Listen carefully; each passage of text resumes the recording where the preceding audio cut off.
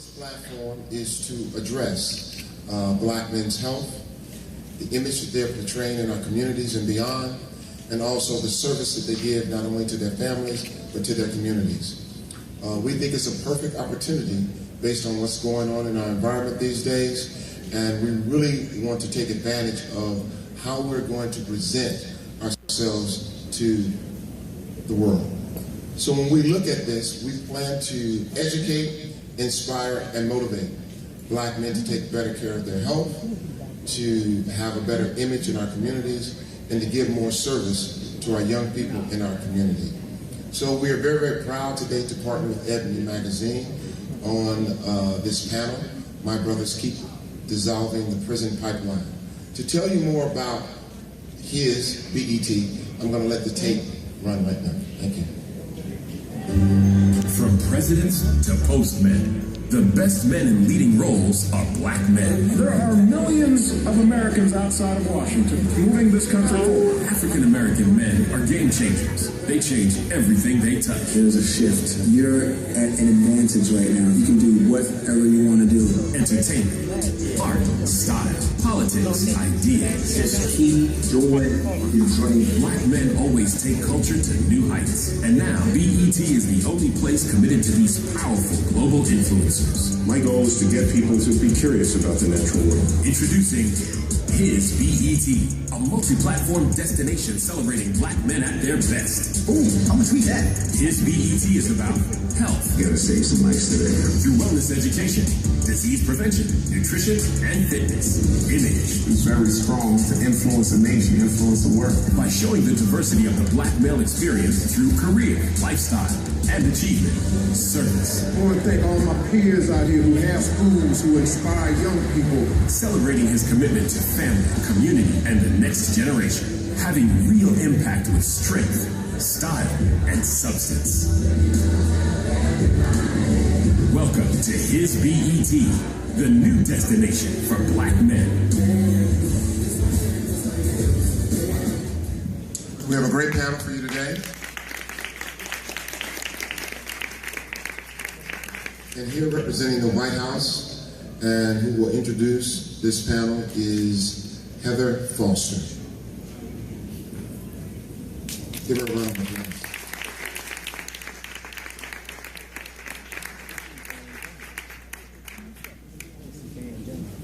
Thank you, Louis. Well, good afternoon, everybody. It's my pleasure and honor to be here today on behalf of the President. My name is Heather Foster. I'm an advisor in the White House Office of Public Engagement.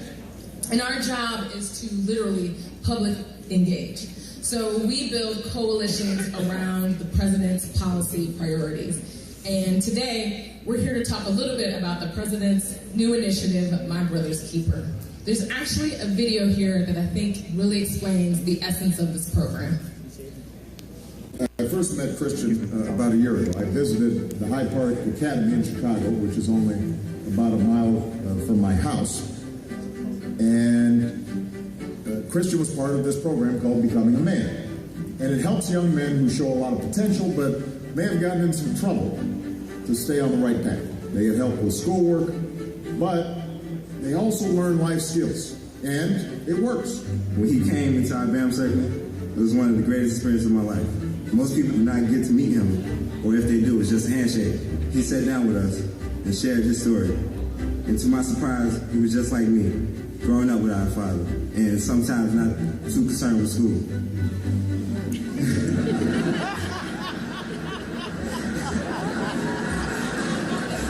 I can see myself in these young men. And the only difference is that I grew up in an environment that was a little bit more forgiving.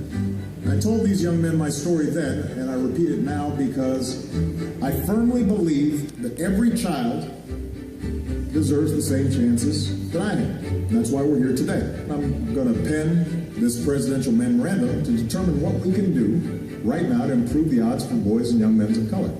And we're committed to building on what works. And we call it My Brother's Keeper. President Obama decided to get the private sector, the public sector, these foundations, all these great individuals, entrepreneurs, get them all involved and make sure that we can have these young men go on and be successful in life. And this one here is really key for America, not just the black and brown community, but for America. It will improve America. It's important to have resources and programs like this because it will help younger kids to motivate them, like if they're failing grades, just to keep trying and just pursue your dreams and never give up. The community is not always that bad. It's bad because people get shot and killed. And that's all that you hear about it, but you really don't hear about YG or BAM because this is low cap. It's not publicized like, oh, it's a big thing. But now what Barack Obama's doing with My Village Initiative is blowing that up. Say it is some good coming out of the South Side of Chicago. Yeah.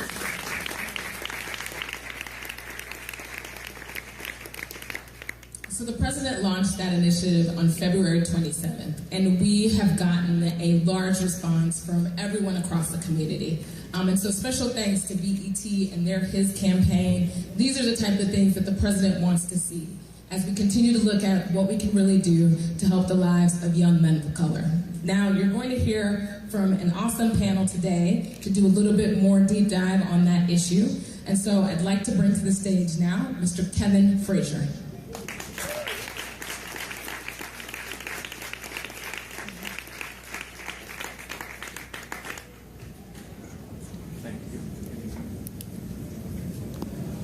How's everybody doing today? Great. Thank you, Heather. We want to thank the White House. We also want to thank BET and Ebony for being involved with this, because this is really an important subject. How are we going to cut off this seeming pipeline to prison for especially African-American young men? Now, I know we were just over watching the basketball game, and there were 1,800 folks, standing room only. But at the end of the day, some of those people on the court, and many of us are connected to people who are caught in this pipeline. This is what we need to figure out. This is an important subject, so I'm glad BET and Ebony are addressing that. Let me introduce the panel. Dr. Robert K. Ross is President and Chief Executive Officer of the California Endowment, a health foundation that addresses the health needs of Californians. Prior to his appointment in July of 2000, Dr. Ross served as the Director of the Health and Human Services Agency in San Diego and Commissioner of the Public Health for the city of Philadelphia. Welcome today.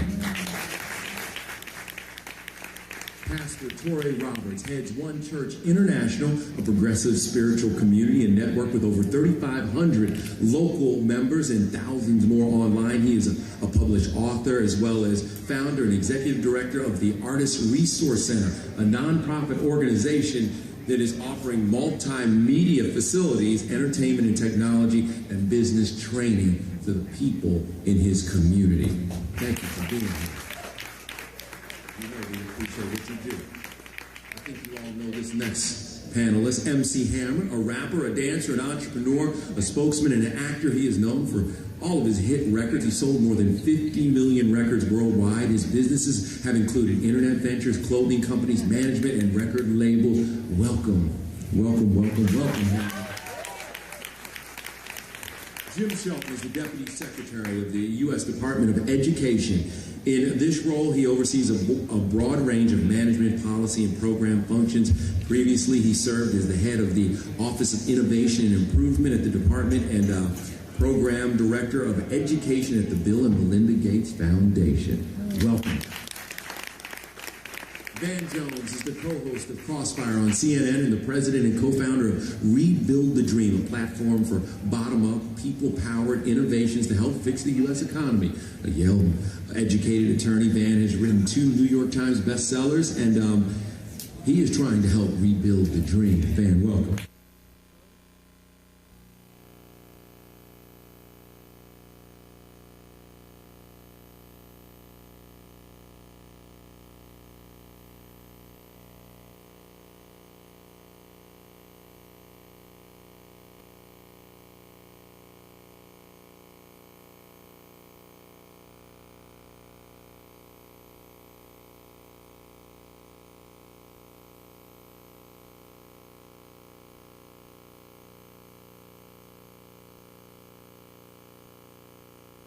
mentoring program.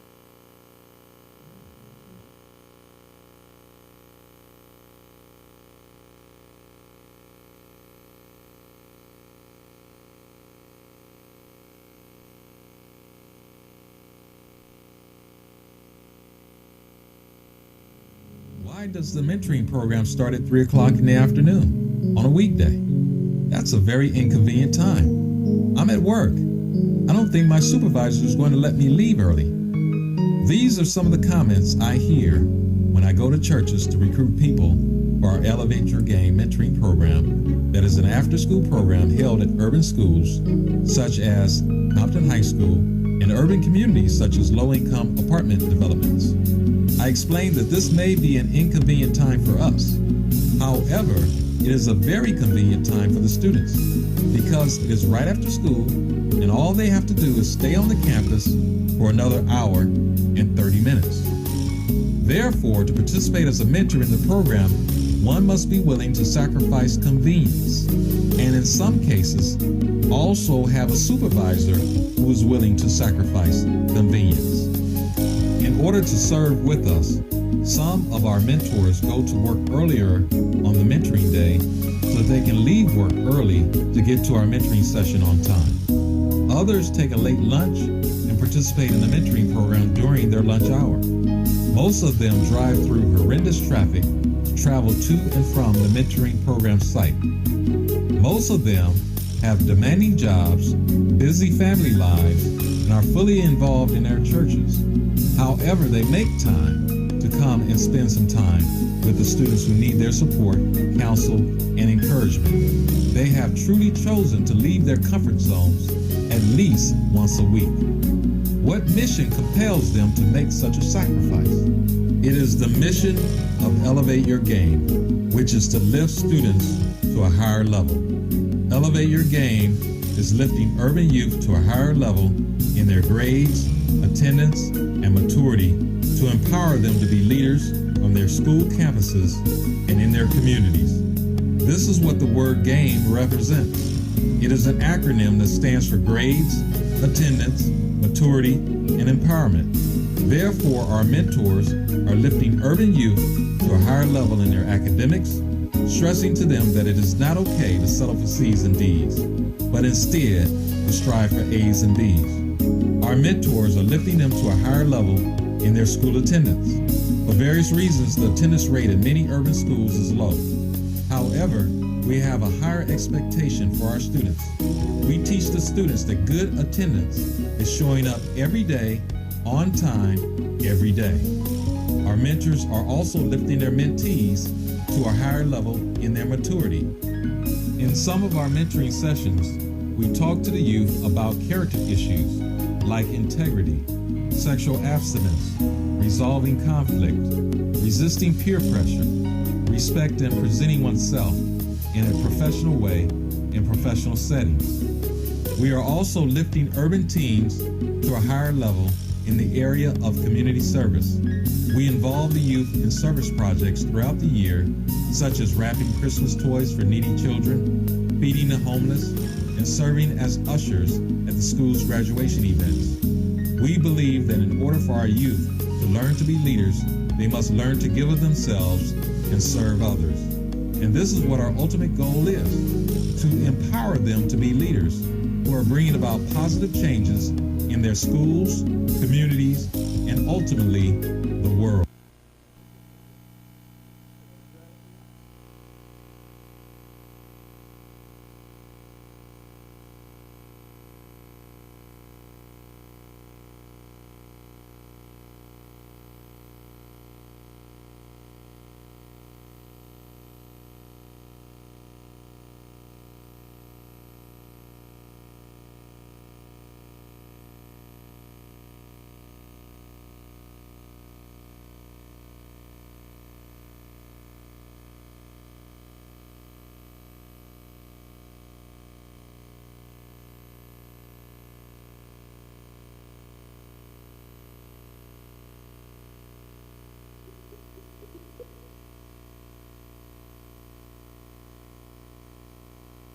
You have reached a non-working number.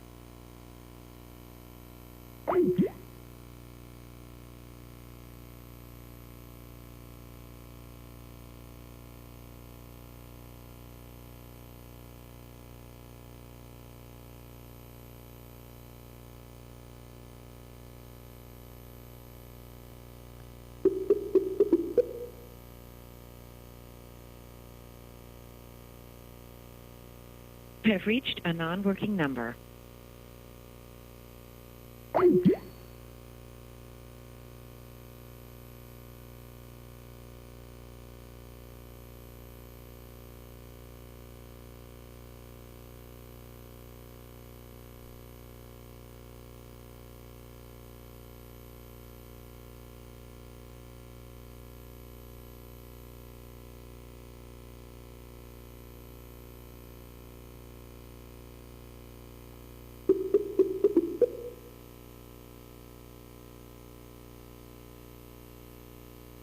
You have reached a non-working number.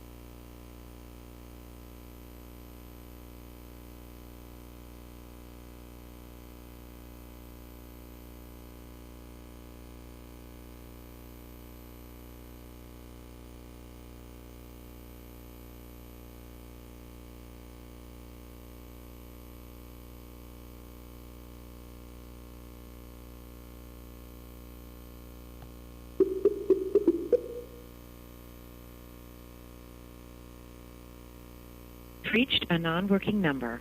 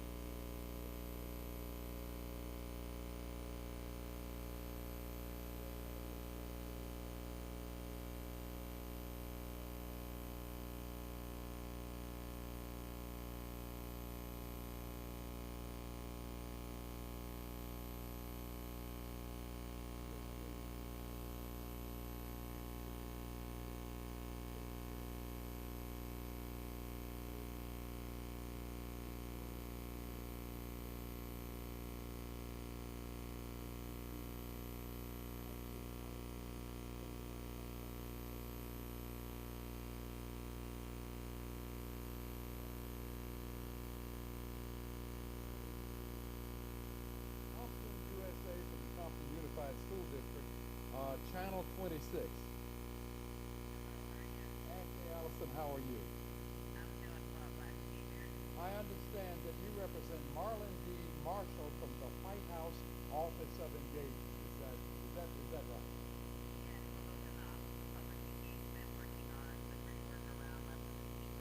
Please tell us a little bit about My Brother's Keeper. I know we don't have you but for about 5 minutes, but please.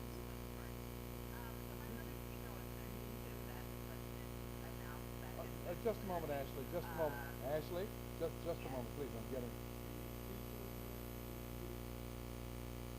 Okay. I'm sorry. I wasn't clear. Hello, Ashley Allison from the White House Office of Engagement. Welcome, and thank you for your time. Thank you.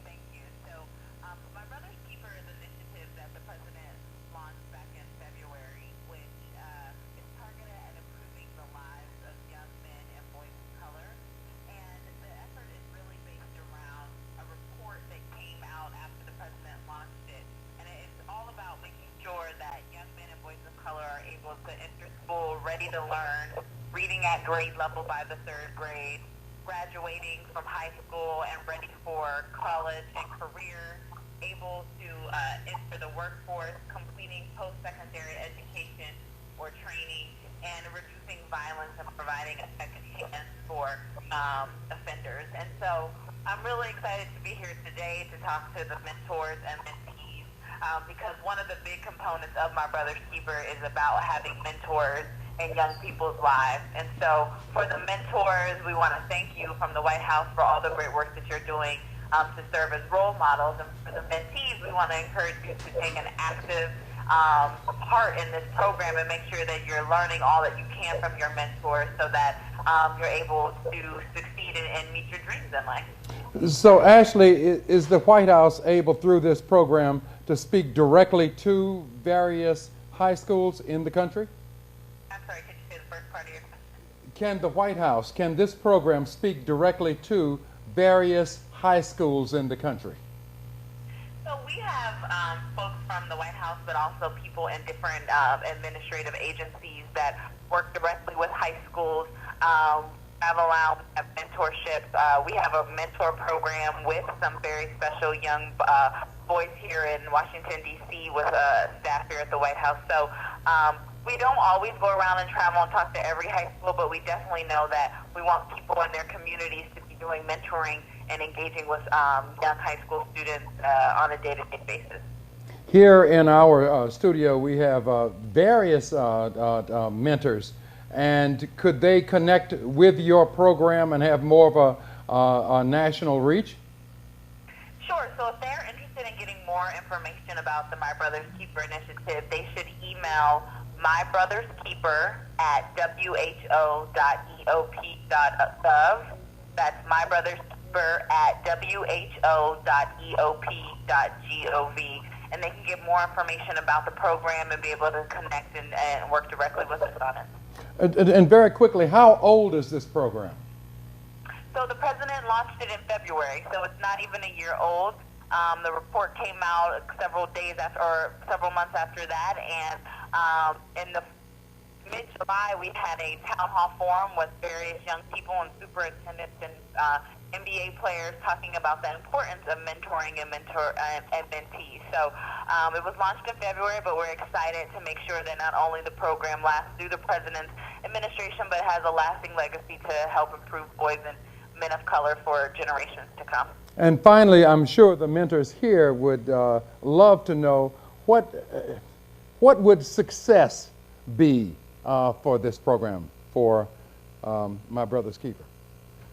Well, I think if you turn back to the report that was released, I think success looks like making sure that, you know, the mentees in this program and young boys and men of color are able to have access to post-secondary education and training, are reading at grade level by the 3rd grade, are ready for college and career, are entering the workforce. So those are all, that's what success looks like when young men and boys of color continue to be able to have success in life through academic and economic development. Ashley, thank you so much for your time. the people in the studio audience, even though you came in on cell phone, were able to hear you. And we appreciate you and the program so much. Thank you. Bye-bye. Bye-bye. Well, Michael Freeman. Let me bring in Dee Stevens also. Dee, come join us,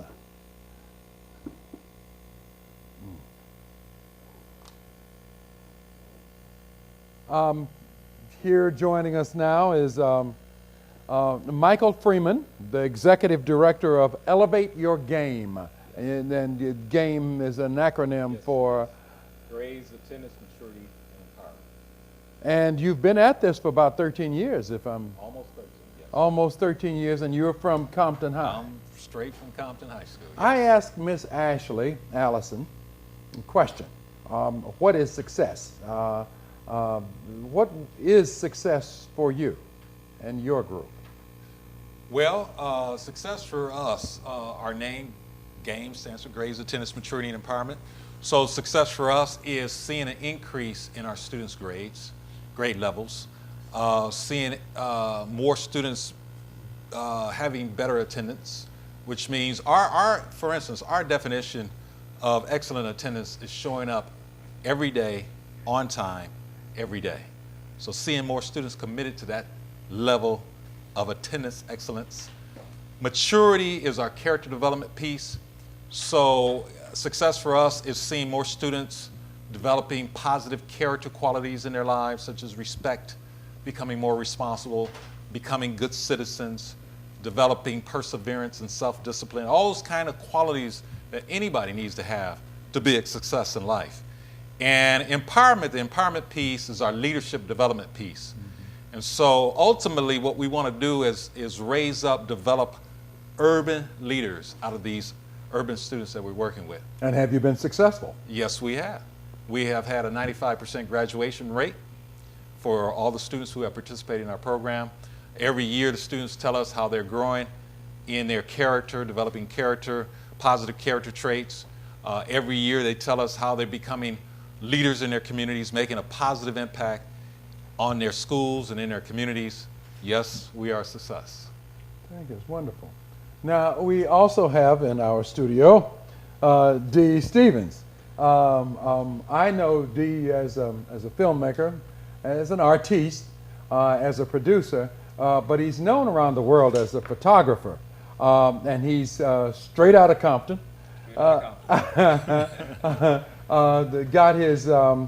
Got his feet wet, so to speak, got his notion about how to go about things in life, what to look for. You decided on a career, I think, early as a result of things that happened to you in Compton.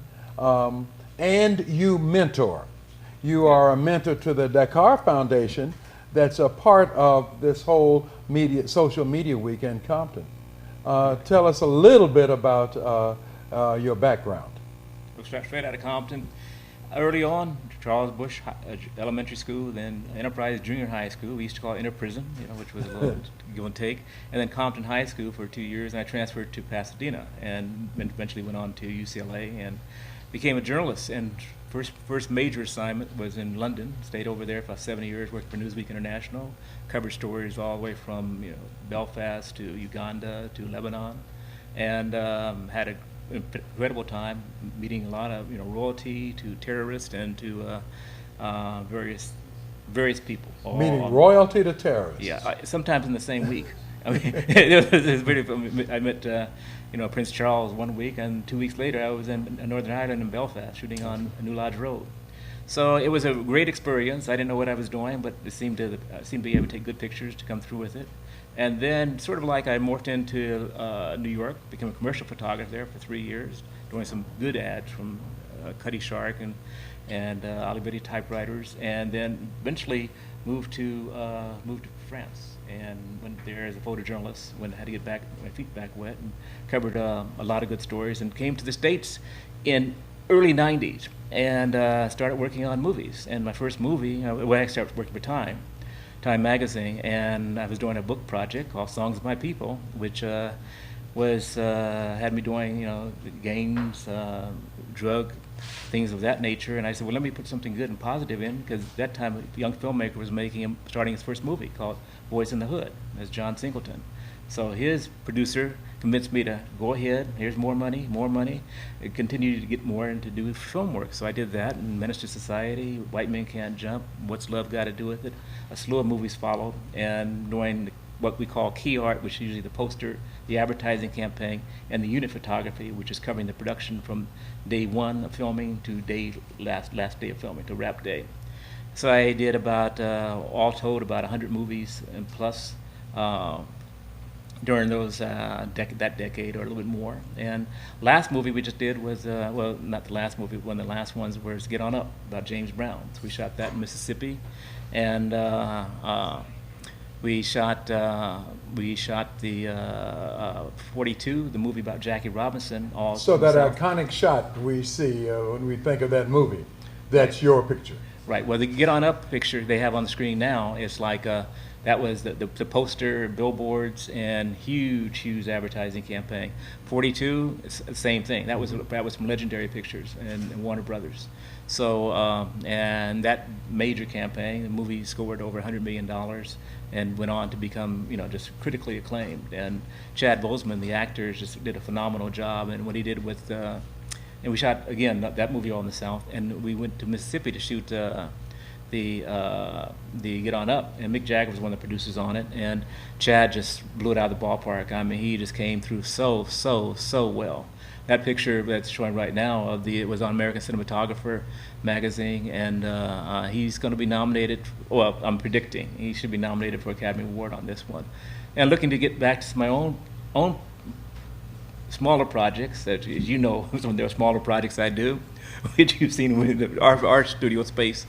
But I'm hoping to get back to some of it, because I'm really close to the prison involvement about incarceration. The prison industrial complex bothers me a lot, and it's been a forefront of me because growing up in Compton, many of my friends end up down that path. When I first did my first story, they're showing a picture right now of my home that I grew up in Compton, and my next door neighbor in that street on Corydon was Kenny Landreau.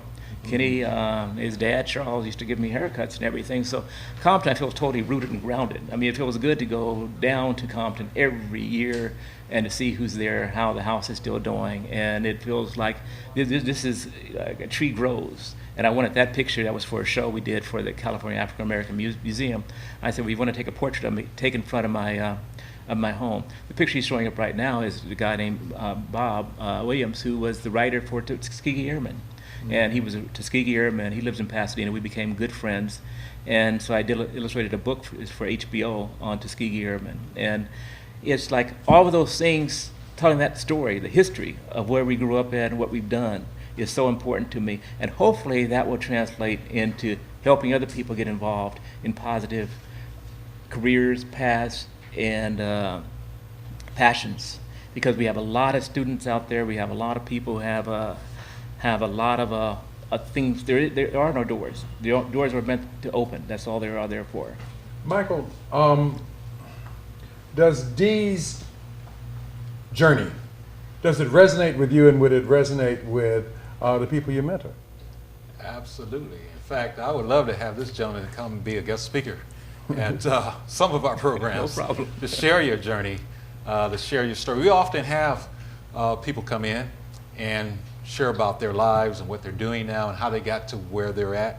That's a lot of times very important for the students that we work with, to hear how people got to where they're at. They don't hear those stories normally. Mm-hmm. And for them to connect the dots, that there's a process between point A and point Z. There's a process. You just don't jump to point Z, the end, overnight. There's a journey, there's a road that you go through. And so I would love to have you come. Absolutely. And be a guest speaker for us and share your journey. Share, the ups and the downs, the challenges and all that you went through. One of the great things that James Brown said with the title of the movie, Get On Up, he says, you can't get up if you ain't been down. That's true. And, that's true.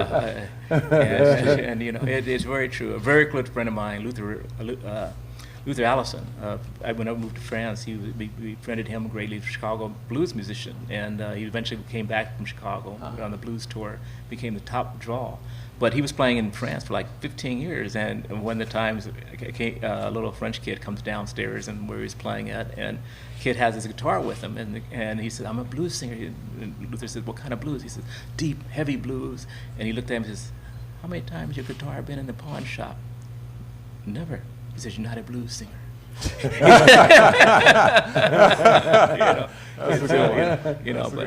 Michael, tell us a little bit about, I understand your program is in not just Compton High, Right. but several high schools. Yes. We're also at Centennial High School here in Compton and Dominguez High School here in Compton, all 3 high schools here in Compton, the major ones. We're also in Long Beach at Cabrillo High School and all the way down in Wilmington at Harbor Teacher Prep Academy as well. And so those are the primary high schools that we're serving at this time. We've also done mentoring programs at a couple of middle schools here in Compton, Walton Middle School as well as Whaley Middle School. So how is mentoring at middle school different from high school? Well, let me first of all explain how we have expanded our mentoring program. We started here at Compton High School with mentors, adult mentors that I and the then principal of Compton High School recruited out of our church. And this program here at Compton High School still is that type of mentoring program where the adults are mentoring the students. Yes. We also established a program at the North Point Apartments 2 years after that, utilizing adults as well.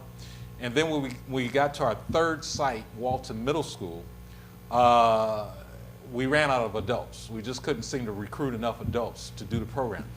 And while we were sitting in a board meeting, I and the other board members grappling over this situation one day, it all of a sudden occurred to us, hey, we have these students over at Compton High School that has been in our program for a couple of years. Why don't we have them come over here to Walton and be the peer mentors for these students over here? We did that. It worked really, really well. The younger students really responded to the older students, mentoring them, looked up to them, wanted to be like them, etc. And so I was in church one Sunday morning, and our pastor just called me up out of the blue, said, "Hey, Michael Freeman, come up front and tell us a little bit about your mentoring program." So I just gave him a quick 1-minute deal. And then at the end I said, by the way, we started something new over at Walton Middle School. And what we are doing, we're utilizing students from our Compton High program, and they have become the mentors for the younger students. And it's working really, really well. And then I went and sat down. Well, at the end of that service, outside, the principal of another school, Harbor Teacher Prep Academy, came to me and said, "That peer mentoring program, we got to have that in my school." And so I said, "Okay, I'm only staff person right now. If I can hire another staff person, we can maybe expand to that school. Can you see about raising some more funds for us?" She said, "I'll take care of the funds. You get the additional staff person." So we were able to expand to Harbor Teacher Prep Academy with a peer mentoring program. And what we did there is we recruited the 11th and 12th graders who were doing well on the campus academically and character-wise, and we trained them, and then they became the mentors for the younger students on the campus, the 9th and 10th graders.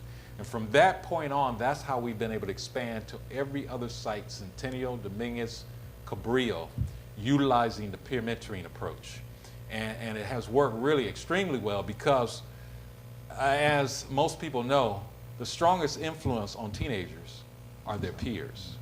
And so if you can use that peer pressure in a positive way, you have something very, very powerful. What are your successes and what were some of your near misses in choosing peer mentors?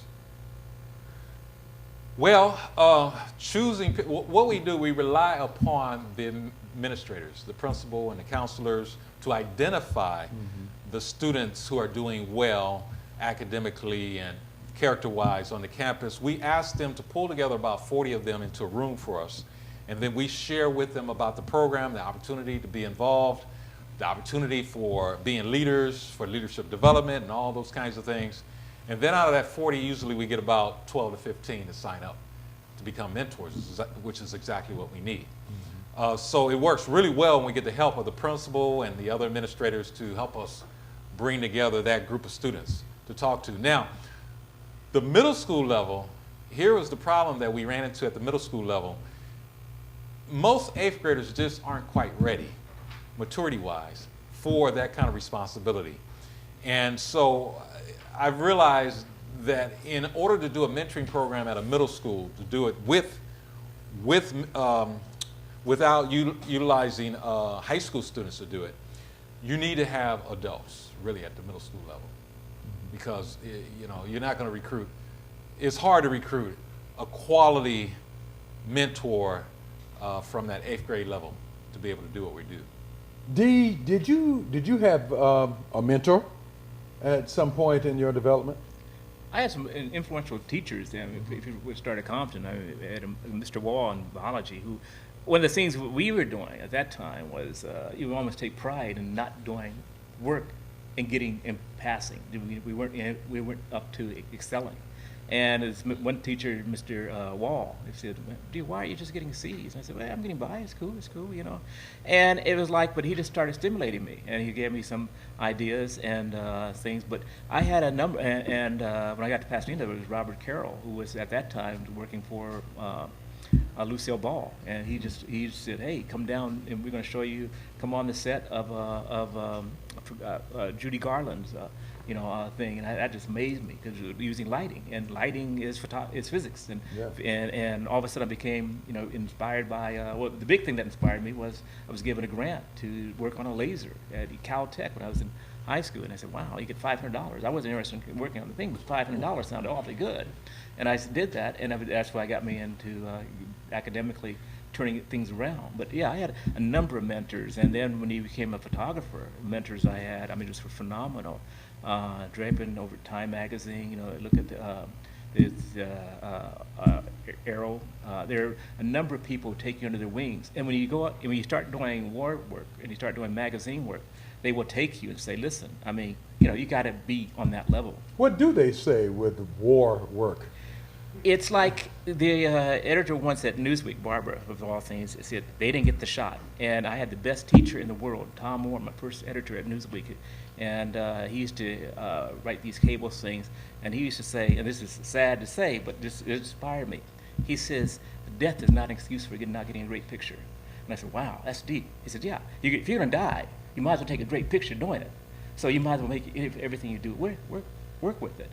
So that became my mantra for many years, where I was not afraid of virtually anything. I'm gonna get the picture, and somehow that translated when I got to Hollywood, because I always went to get the picture. So people sometimes, he's a little aggressive with this or that. But my point was, I have to get the picture. So that was a major. And then Eddie Adams, great influence, and he just gives us little pointers, and Neil Leifer. These are great people. Neil Leifer is a life photographer, and he kept saying, "Man, you hanging out with Peter Howell? Peter Howell is director of Life magazine." And he says, "Yeah, Peter takes you out to lunch every time, but have you ever got any work from Peter?" I said, "Nope." He said, "Well, he ain't your friend." And so it all of a sudden translated, and I hate to bring it back to the financial thing, but that's what the criteria is. If your pictures aren't competitive with the absolute best, you shouldn't even be playing the game. If you don't think you're at that, don't play the game. Because these guys come up and they come for money. This is the one thing about Compton, is in any inner city, is that we don't come for money. And so all of a sudden, we're out there competing against people who who fathers own Reynolds Tobacco or whatever, and you have to deal with that. That's just life.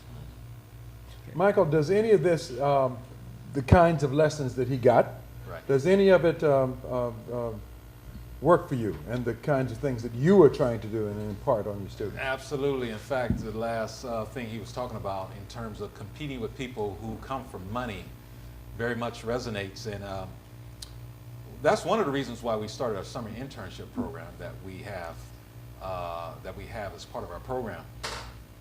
It gives our students an opportunity to make connections out there that they normally would not make. And I tell our students all the time, you need to excel academically. You need to go as far as you can in school. But another thing you're going to need out there to be a success is you're going to need connections. You got to have connections. And so I tell them, make the most of the summer internship experience. You're going to be working at places like Xerox and Roadstar Motorsports and St. Francis Hospital and law offices and dental office. While you're there, get to know the people that you're working with, these professionals that you normally would not meet, that aren't in your neighborhood. Get their business cards, keep in touch with them. When you need a recommendation for college, for a scholarship, for a job, you know, come back to them, and they will be glad to recommend you. And I want to give one brief shout out to speaking to your point.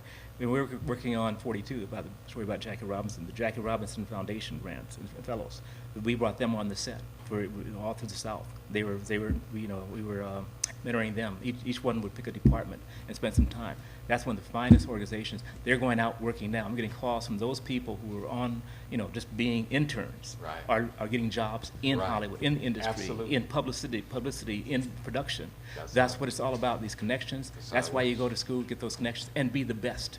Don't ever settle for not being the best. Absolutely. And if you think you can do it, you can do better. Dee, you understand production.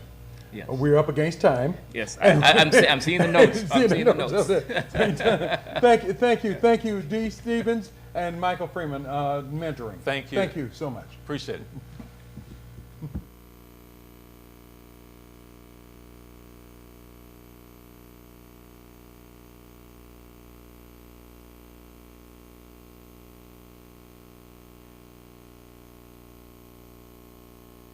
I'm Catherine Frazier. I own Biz3 Publicity and Management.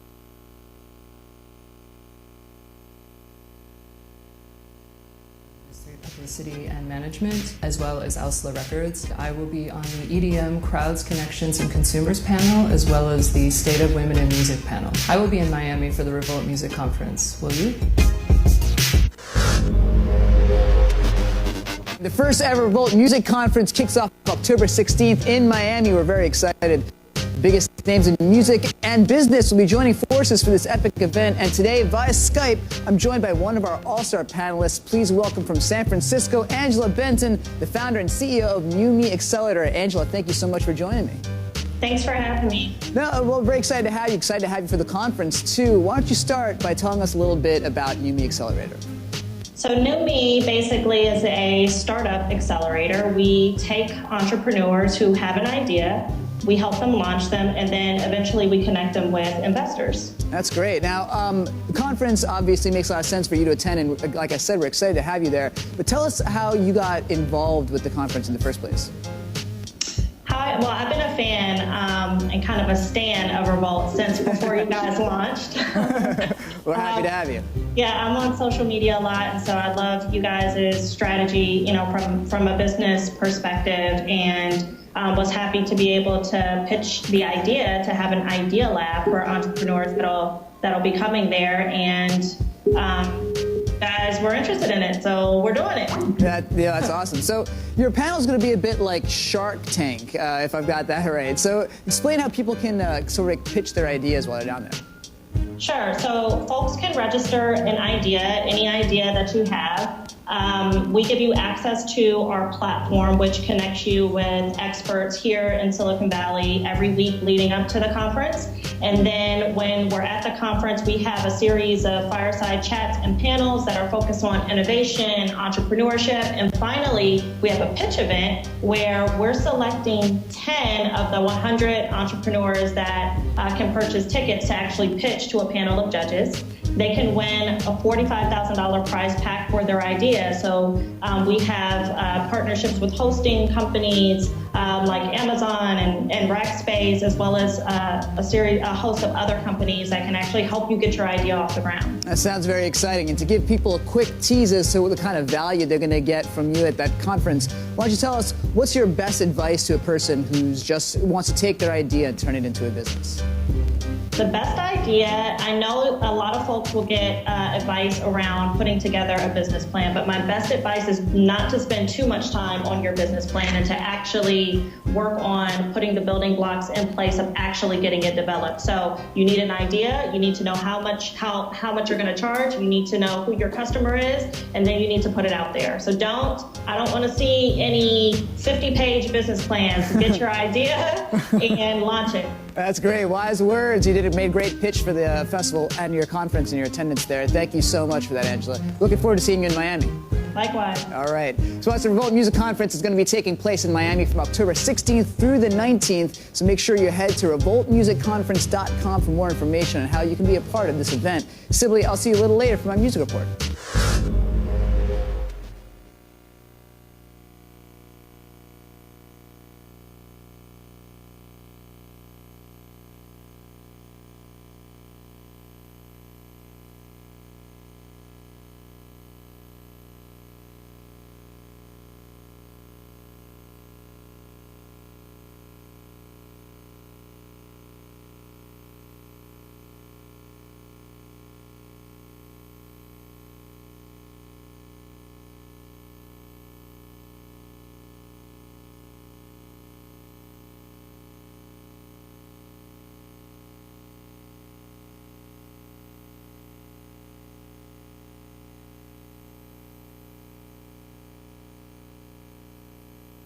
Hi. Listen, we're back.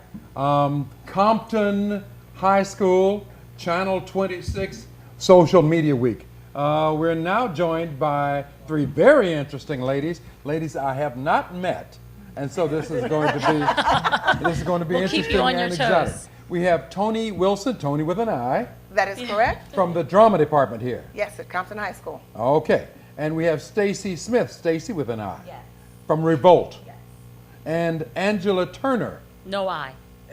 No I. With an I had to look. From Revolt. Yes. Can we just start off with understanding who this Revolt movement is about? We're the new #1 name in music. We are multi-channel, multi-genre, multi-platform, targeted at millennials. We are an exciting channel because we're based here in Hollywood, so right up the road for everybody. And we're backed by Sean Combs.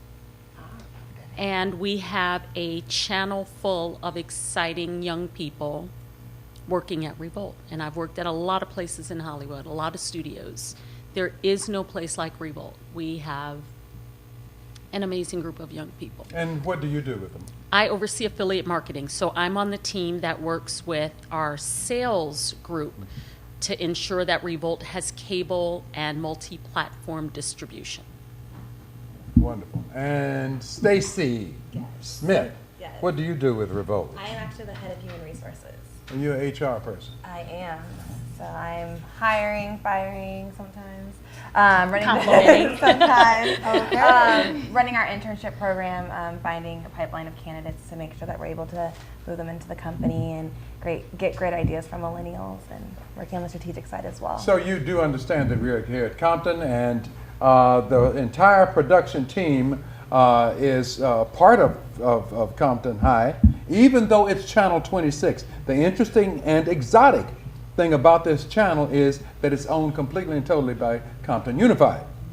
So all of these students at some point will be figuring out how to see you.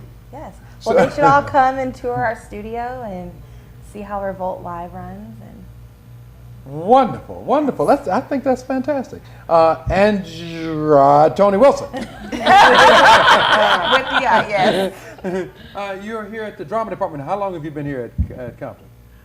Well, I've been at Compton High. This is my second year, and I requested last year that I teach drama because Compton High used to be the school that one would go to if they want visual and performing arts and go from Compton right into the industry. Over time, it has relatively diminished. So it is my desire to bring it back to what it used to be. So I requested to teach drama. I was a thespian myself at one time. A thesp? Of course, Right. of course. And so I'm working with our video production, Mr. Reynolds, who you met earlier today, as well as our choir teacher. And for the first time in, as far as I know, in a very long time, we actually are going to be doing plays after school to showcase my students' talents. So I'm very excited about it. I'm also very excited to meet these young ladies from Revolt because they're going to hear from me after this. We welcome it. So what production are you going to do this year? Well, because it's a redevelopment of the Visual and Performing Arts Department, our first production is going to be Up the Down Staircase because it is set in an urban school. Not too unlike Compton in the population and the demographics. So that's my first production. And then the second production, I'm thinking of doing the Apple Tree. I don't think that they have done a musical at Compton since, I don't know, I was 12, about 10 years ago. Right. Yeah. So that's what my goal is. Right now, I am working very hard with the students to get them used to. It's not just about drama to perform, though I've had students say, oh yeah, now I want to go out into the industry, but it's also to help develop their self-confidence. A lot of our students have the negativity of what Compton represents. And I have found that the Compton students are just as bright and just as talented as any other student in any other school district, and I've worked in others. So I'm very excited for them, and I'm looking forward to seeing them develop over this year and subsequent years. Well, as we talked about earlier, this is 2014 going into 2015. The digital revolution is on us. It's no longer horizon. This is exactly what's happening. And so the exciting notion about Compton and this program that's developing is there's a possibility of integrating all disciplines under this kind of digital umbrella that can produce and distribute globally. Yes. Producing a global citizen now that's coming out of Compton. That's exciting. It is. That's exciting. So how does that work with Revolt? How can a pipeline be developed from Compton through the training that's needed, necessary, into a Revolt? I would answer that a couple ways. There's a wide world now for students to have their work seen, right? Yes. The pipeline is huge. So great works can go up on the internet and they can go out via social media, giving a wide range of people to see the talents from Compton High School, right? And then on the business side of that, for someone like me, there are other students who can learn how to push that out and how to make more see it with hashtags and where it goes and how you message it and what the purpose and the plan of that messaging is. And that's what we do at Revolt. Revolt launched in the social space before we went on a linear cable channel. And it was millennials and young people and lovers of looking at content in other places than the TV that found us first. And when we launched in October of last year, we were #2 trending across social media, #2 only to Monday Night Football, because young people and people who had already received our message saw it and propelled us forward. So what's the future then for Revolt? Where are you going?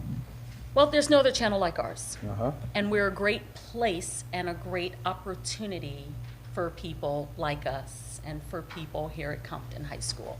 I promise you there is no other channel or no other studio that looks like Revolt.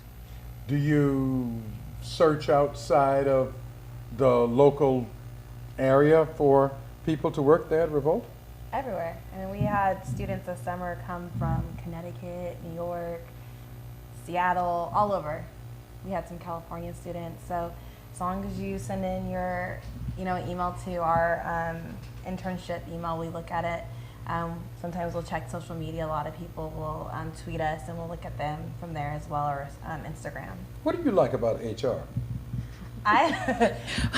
We used to sit next to each other, and I would ask her that all the time, right? As she was going through HR headaches, I'm like, "What do you like about HR?" Headaches? There's no headaches. For you students that's around, HR catches all the hell, and has to solve all of the personnel problems that might go on in a studio, in a business, aside from just hiring? Yes, my favorite part about HR is probably that there's no dull moment or same day. You never know what you're going to get into or what you're going to walk into. You know, you can have a list of things to do, and the first 15 minutes there's something that needs to be fixed, or someone needs to be coached, or there's anything, interviews. So there's always something going on, and you get to be the center of all the knowledge that's flowing through the company, so you kind of know everything. And you wouldn't expect that the younger woman would be head of HR. You would expect some old drone. So I know you were not referring to me. No. You're a thespian, my dear. Yeah. Or me. or me. So that's interesting and exciting. My question is, in that all of this is global, what are your plans to reach out? I mean, yes, multi-platform, of course. Right. But yes, ultimately, it's all about cell phones in the third world. How in the world you begin to find ways of programming for the cell phone? Who's out there? How do you get to them, et cetera? And for all the young people here, I'm thinking quick on my feet to answer your question without giving away any of our trade secrets, because I'm sure this channel is widely viewed. We are currently looking at traditional and non-traditional platforms. You're looking at me like, what does that mean? No, I got So we're looking at the linear space, which is the cable channel, like Time Warner Cable, which you guys are probably using right now. We're looking at how to stream the channel, which you can do now by going on revolt.tv and using an authenticated password. If you're a Time Warner Cable customer, you could then watch Revolt on any screen, anytime, anywhere. We will soon be announcing a new partner who is very much about anytime, anywhere. So stay tuned for that. And we are looking at alternative distribution methods too, which don't necessarily include via cable, satellite, etc. Are you looking to partner with the companies, entities from the west coast of Africa, from the far reaches of the diaspora? Yes, we have gotten international calls, and we're trying to figure out now the best business model to do that. The great thing about music is it's multicultural. It's not just a certain area or a certain genre or a certain color. It can live on any continent in any place. And so you will see Revolt in the short term internationally distributed. Yes. So here we are, 2014 going on to 2015. How are you going to prepare these students? Well, you know, there are a number of ways. Let me set it up. Set it up. Distribution. Lady just told us that it's possible to distribute anything, anywhere. We come out of the theater, stand on stage, deliver it, don't stumble over the stage furniture, be engaging. How does that translate? Does that translate? Is it about training for theater or for multi-millennial? What are your thoughts? I was reading your biography online. Mine? And, yes, yours, of course. And you have a vast array of credits, but you did not leave yourself for one modality of media. You are across the board. And that's how I see students. Some of my students are here right now in the studio, and you can go online at any, yes, you can give a shout out, yes. So there are those, and I was looking at one young lady just out there who's already online. She was showing herself online. We need to, and my students will be able to go online, show their material. They can be on YouTube. They don't have to be, as you know, showing a fight online. They can show their material that they do online. What my goal is for second semester, right now, first year doing drama. I have students who have not done it before. I have students who did it before and never got motivated and pushed to prepare them so they are competent in their craft. But what I would like to see, a few things. I want to continue to work with this studio, this channel, to put my students, and I had spoken with them earlier, I want them to showcase their material online, on cable, on whatever is available. And when I listen to the young lady speak, I'm really excited because not only do my students have the capability of acting, I have some singers out there that will just blow the roof off of this studio.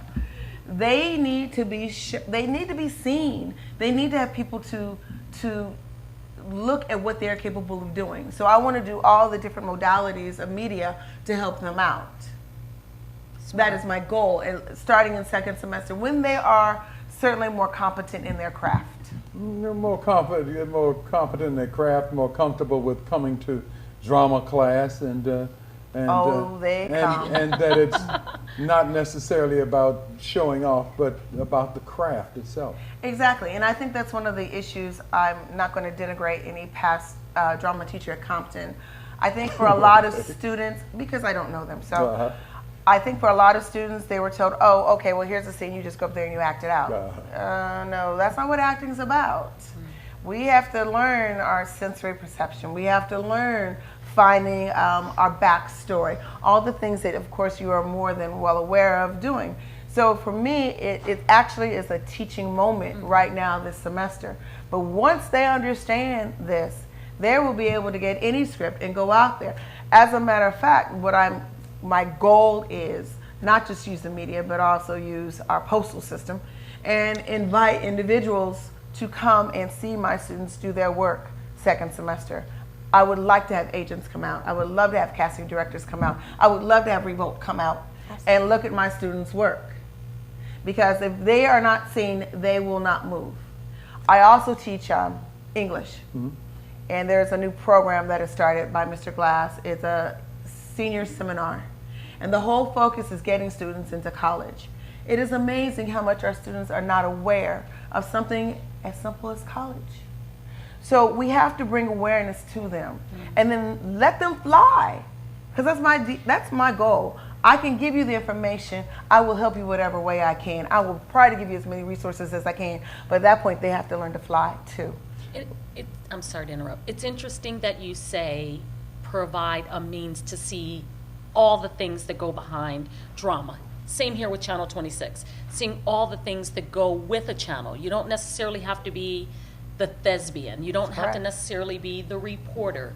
There's so many jobs that it takes behind the scenes to make any production happen, whether it's television production or theatrical production. And Stacy and I, as well as you guys, are good examples of the pieces of business that aren't necessarily in front of the camera that I think if our young people knew existed would be very excited about. Production is what first got me interested in this whole world. It wasn't acting. That's interesting. Back to production. Got you on the drama students. Is there a stagecraft club or something that aids the drama department in putting together the productions? Unfortunately, not at this time. So you're looking for mentors and or people to help in that way? Yes, we also in our auditorium, we don't even have a lighting system or a sound system. So I am busy with the help of others trying to get donations so we can buy the fundamentals. What we do have, however, with the ROP program with whom you spoke earlier, we do have a wood shop. And we're lucky to have that because the wood shop class is the one who's going to build the sets for us. That's great. So that is a positive. It's unfortunate, there's a money issue. Everything comes down to unfortunately money. Yes, there is, but might I caution you? There's the money side of it, and then there's the get the production side. And if you just get the word out like you're doing, it can help. The system that you got in the auditorium can support certain kinds of lighting. And no, you don't have those lighting, but those lights exist, and they're sitting in somebody's warehouse. Right.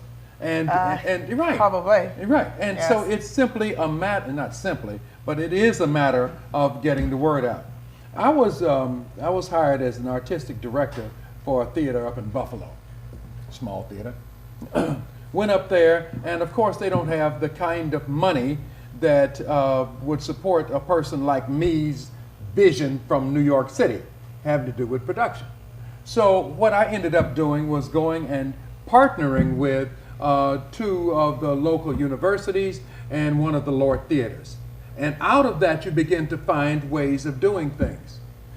Between all 3 of those, yes, the designer, builder that we couldn't afford over here can be shared but between the 3, Sure. you know, and it works. So a lot of times to get caught up, and believe me, all of us get caught up with how much money we're going to pay on this, and looking for how the production can happen, sometimes it's 2 different ways. Also, as I told you, the first production we're doing is set in a high school. Because that is exactly my concern, is that we may not have everything, but we're still going to do it. And we're going to make the best that we can out of it. And that's exactly what I plan on doing. If I have to partner, which I'm also doing some research on, finding the appropriate individuals with whom to partner or agencies to partner, whether we get that partnership or not, that's not going to keep us from doing what we need to do. Well, sometimes the process is just as important. This is true, if not more so. And then we'll find that you have morphed into doing this production. It's no longer on stage, but it's in throughout the entire school, and it's being filmed, and music is coming from, and the band is. Are you trying to give me ideas? And we'll say, wonderful, wonderful, wonderful job. Wonderful job. Tell us more about Revolt, because we're all interested and excited about the secrets that you're keeping. If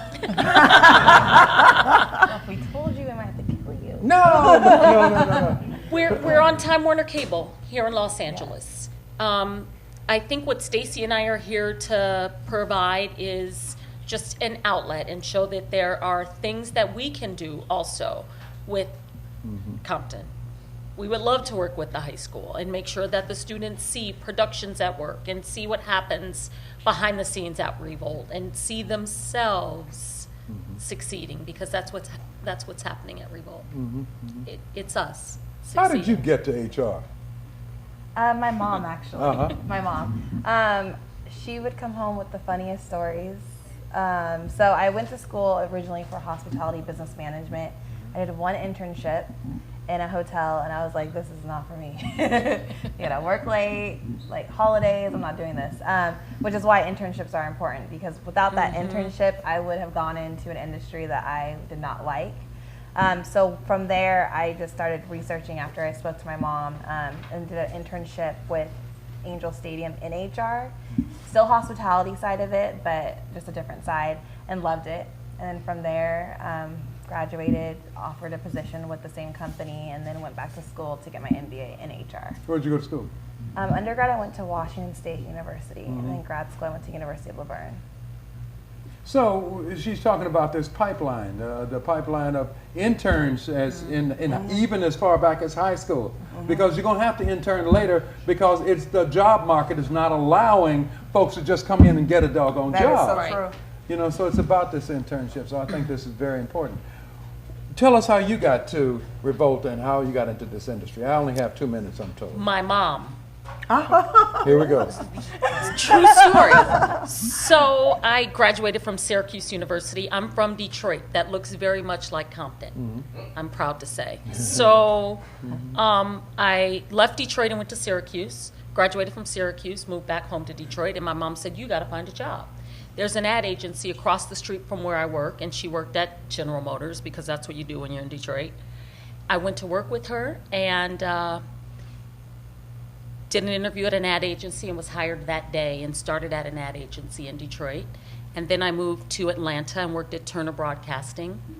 What'd you do at Turner? Research, which is the best way for young people to start and learn the business. So I started in media research and then came out to work at Fox in its early days, and I was part of the team that Foxified the country for us old people. Remember when it was Channel 11? Oh, yes. there was a group of people like me that went around the country and branded the network. And so that's how I got to Los Angeles. What is media research in our last minute? It's looking at the numbers and understanding how and why and where. Looking at the numbers. Research numbers. Nielsen media research, Arbitron research, social media numbers. It's understanding numbers, which will be our next conversation about STEM. Everything is math, everything is science, everything is technology, even when you don't think it is. With that, Angela. No, I. With that, Angela Turner, Revolt, thank you. Of course. Stacy Smith, Revolt TV, thank you. Revolt, not Yes. Revolt TV. Revolt. Revolt. You don't need a TV. Right, gotcha. Exactly. Thank you. And Tony Wilson, Compton Drama Department. Thank you so much. Thank you very much.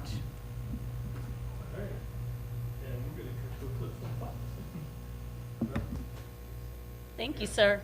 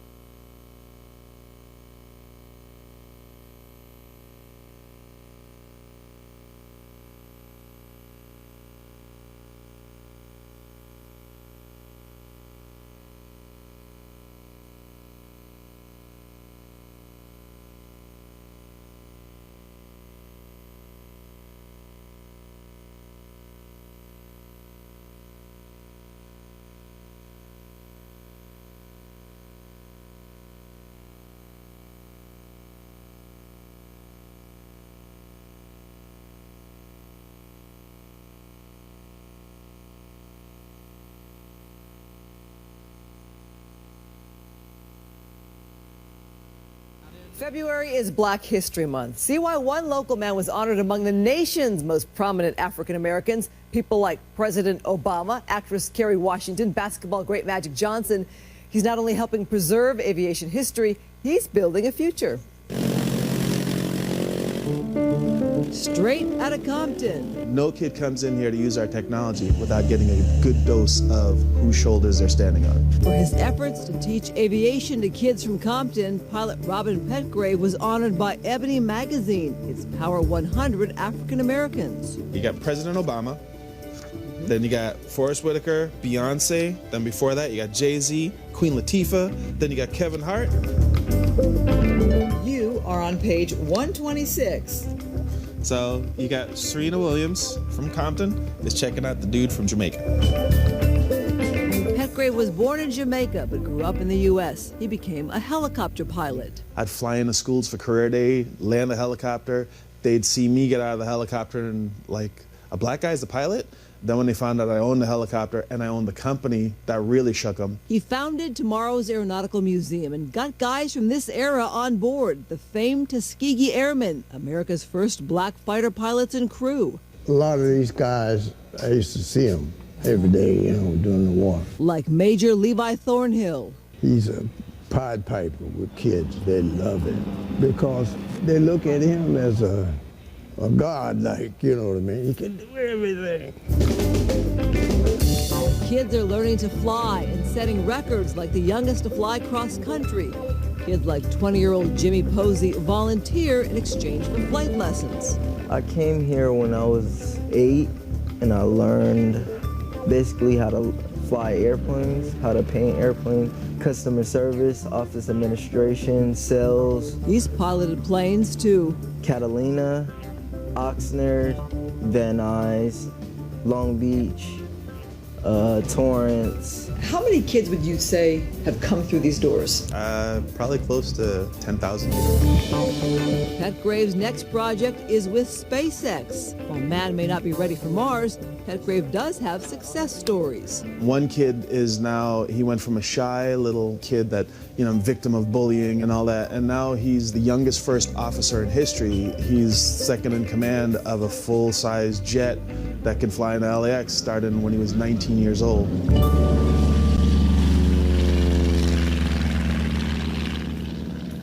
Really the great thing, too, is it's a place for these kids to kind of get off the streets. They're open every day. They can come after school and hang out, do their homework, work on the computer, and work on that flight simulator. And again, they volunteer in exchange for flight hours and get their pilot's license. And I don't think there's anything I can think of that allows you to just elevate your spirit so much and the fantasy of flying with the rigidity of rules. You really follow the rules. There is no slacking off when it comes to flying. Well, you're a That's pilot, what's so great at what he's doing. And you learn math, so great. you learn science. I never learned a whole lot math. there. Oh, yes, you did. I still can't navigate.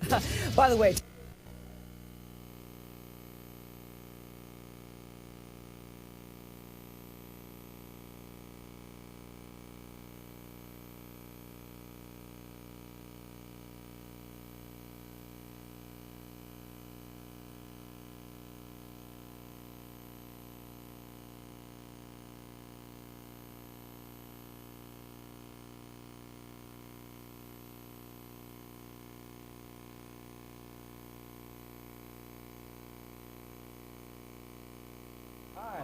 Back to Channel 26, Compton Unified School District. You're waiting for me to mess up.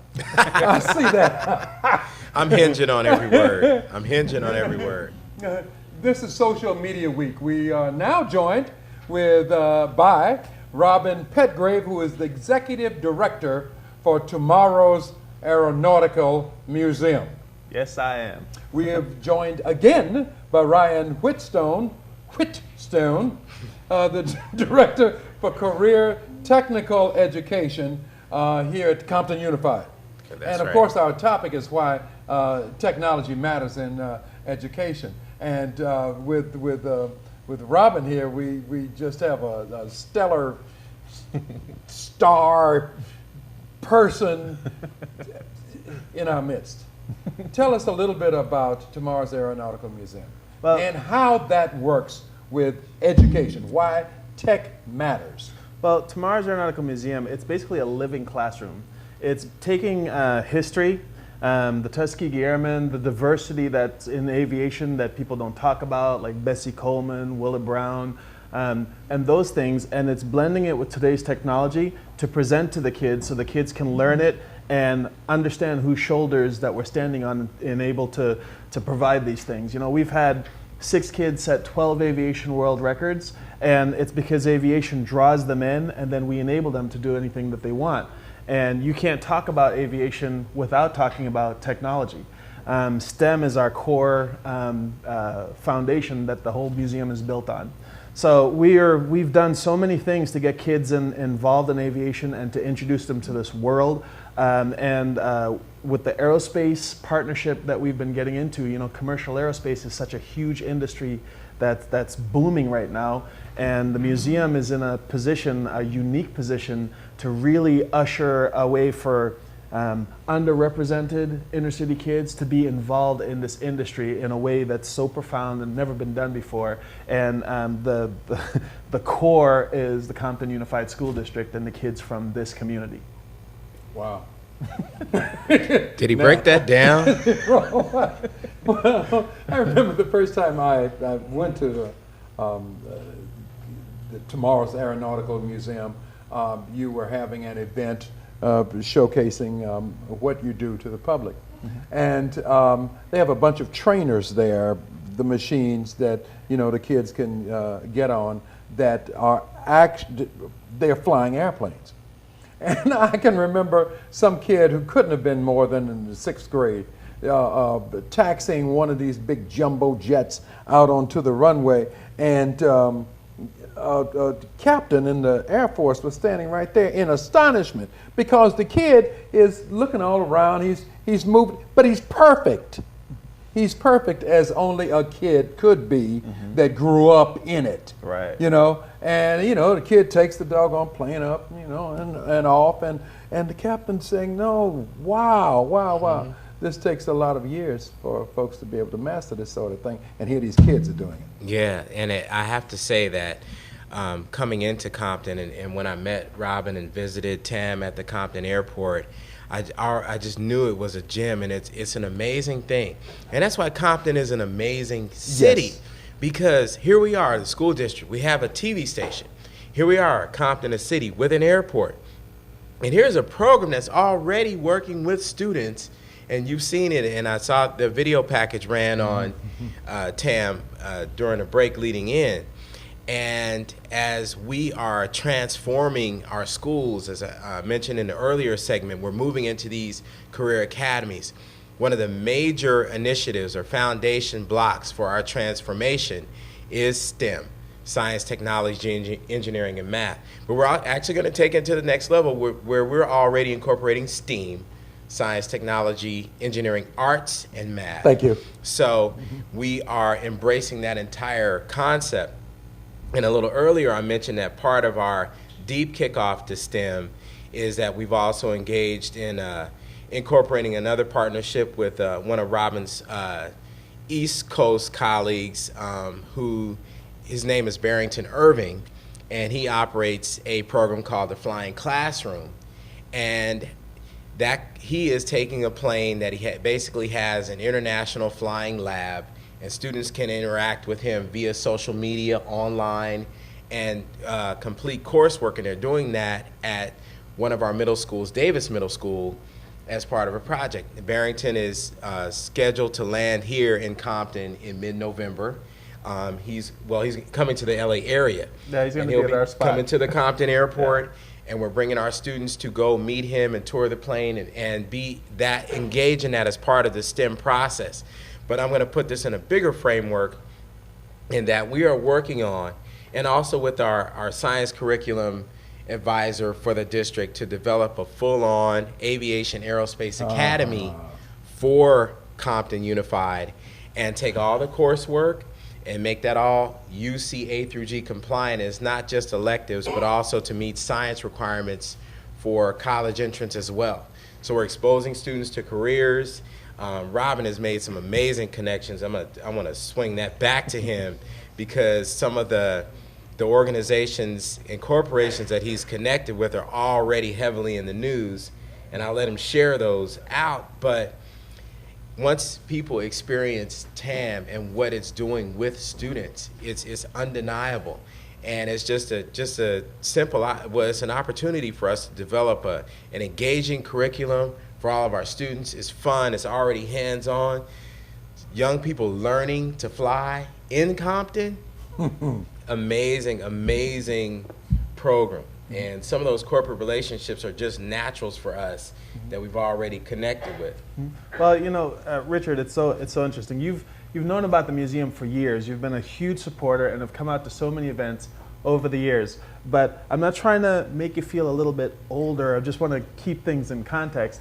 I don't know if you remember, a little while ago, you came to the museum. There was this little African-American boy that flew a helicopter from Compton to Canada, soloed an airplane and a helicopter on the same day, set 4 world records during that trip. That kid started working for United Airlines at the age of 19.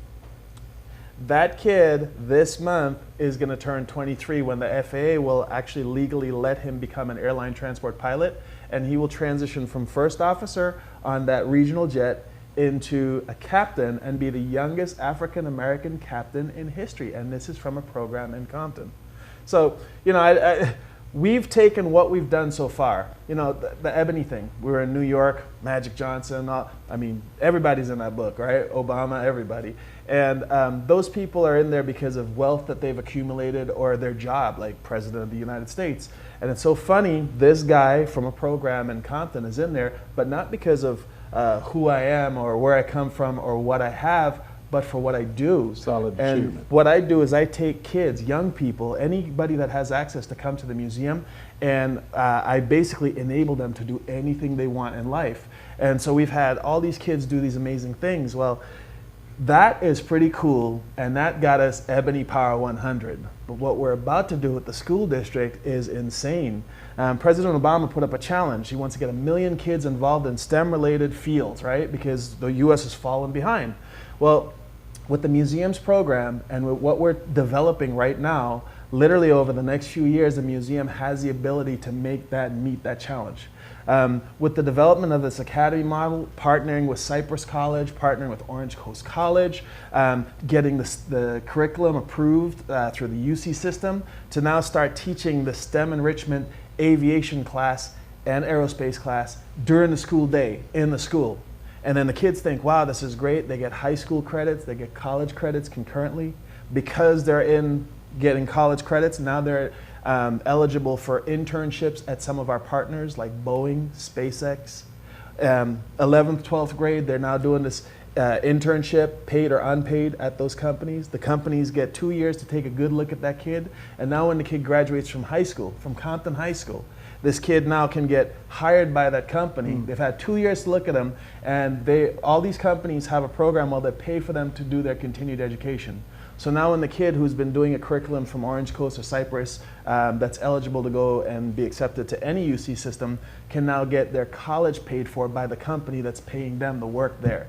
So Straight out of of high school, into SpaceX, into commercial aerospace, it's just insane. And I was just going to say, I really love that he brought all those pieces together and actively works to develop them.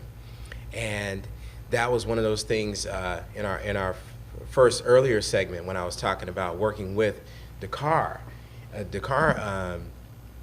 Media, the idea that for academies and pathways to work, you need a strong community partner organization that is a conduit to all the other entities you need to work with, mentors, organizations for work-based learning, internships, and again, Robin's organization and program, Tomorrow's Aeronautical Museum, is already functioning in that capacity, and now coupled with the district mission, STEAM initiatives, and our other instructional organizational partners I mentioned earlier is Project Lead the Way, which has a well-established engineering and science-based curriculum that we're incorporating into Compton as well, and that has a strong developmental robotics foundation. We're launching that at all of our middle schools. We've also engaged in grants and partnerships that are totaling over $1 million for Compton over the next 4 years to support these programs. So it's just it's another great partnership, and I mentioned earlier about the tipping point, about one of the other key components of making that happen. And I think everybody can feel it. When you're around and you start talking to the players, and we had school administration here earlier, and that you can feel that not only commitment, well, I think commitment is the biggest piece, but they have the knowledge, they have the experience to actually make it happen. And they also can move our human resources forward to help the students of Compton. It's just a great partnership. To the point where it seems that a student is fortunate then to be in Compton. Yes. You know, fortunate. Regularly, I get emails from other parts of the country, Rochester, New York, right? Louisiana, Texas, saying, we want your program here because we want our kids to be as fortunate as those kids from Compton. And you're saying the media doesn't put that out there. Yeah. You know, and I'm going to dovetail on that. All the students that have come through Robin's program at TAM, and then we total that, it was a couple thousand. Oh, yeah.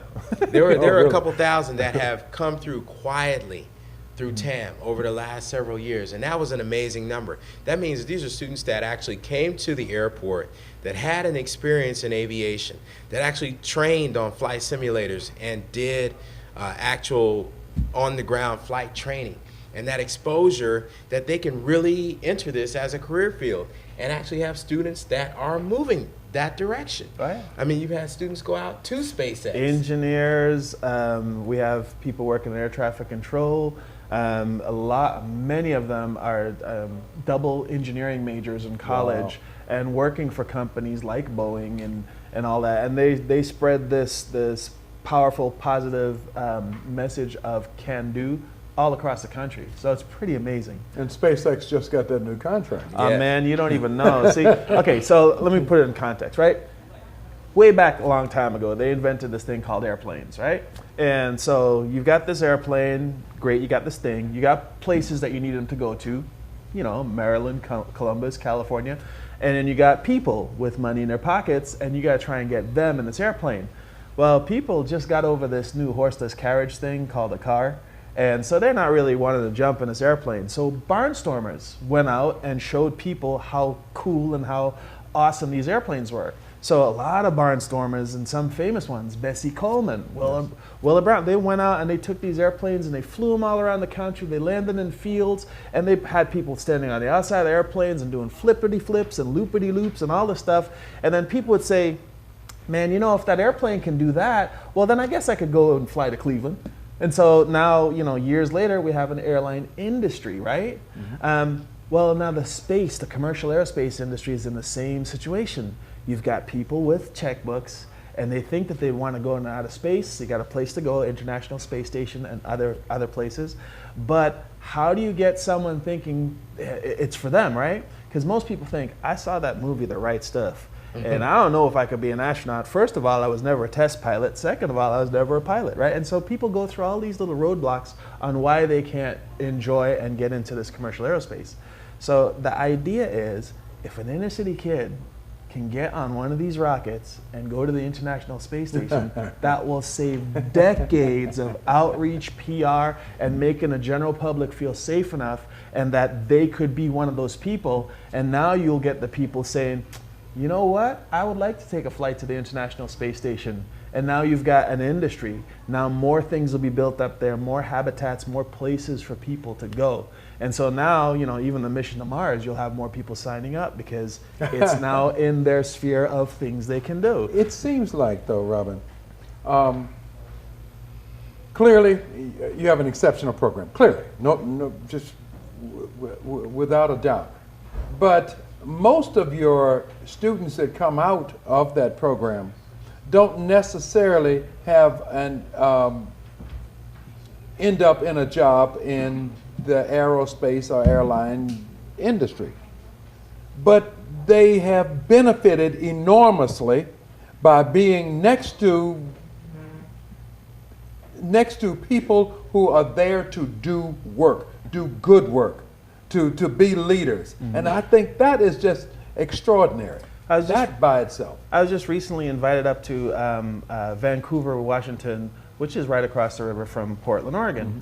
And Portland, Oregon's graduation rate is like 47%.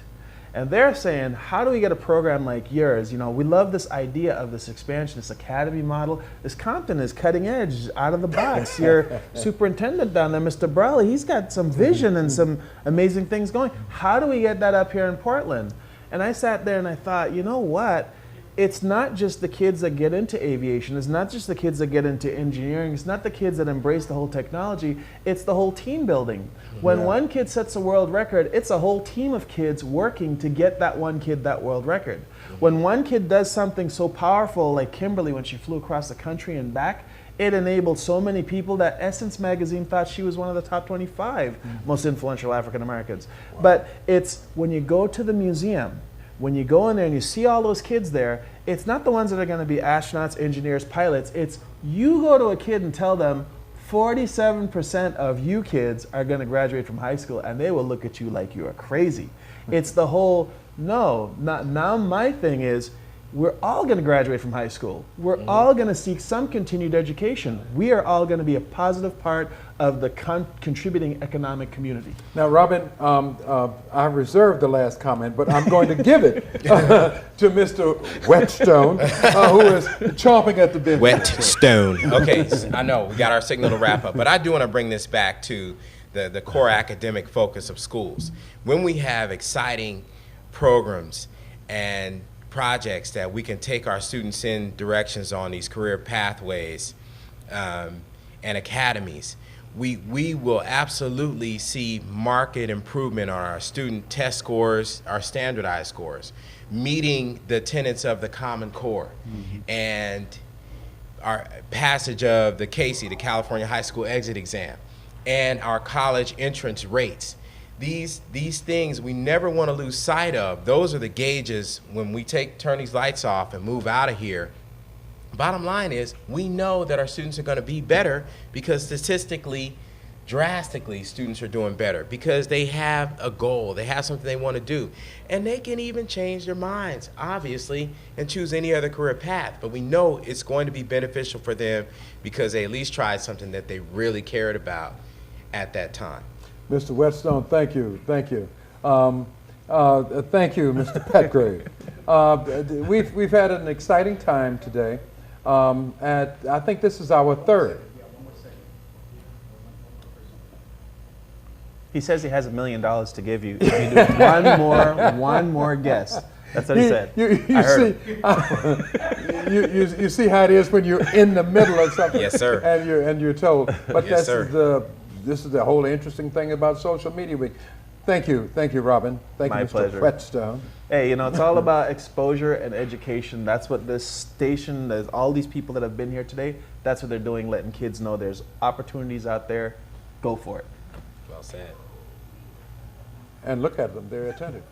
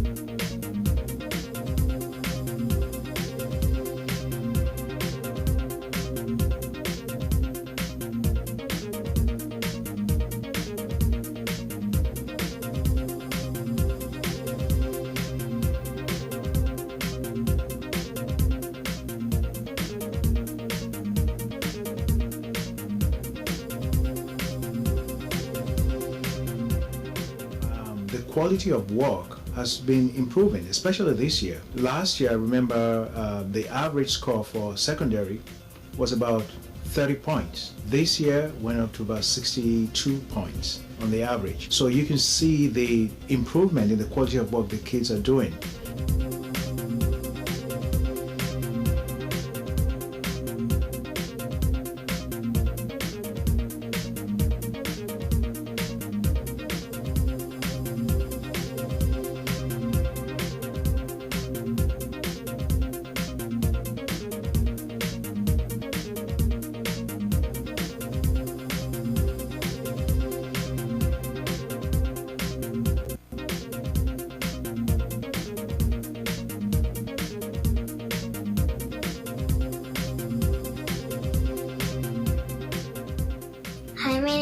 Christina Alvarez.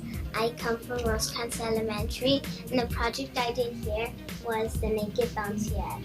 I got a raw egg and I put it in a clear glass cup and I put vinegar inside it. The vinegar dissolved the shell, so after that I got to test it on how high it can bounce. It got to like 9 inches and it popped, which is really cool because it got messy.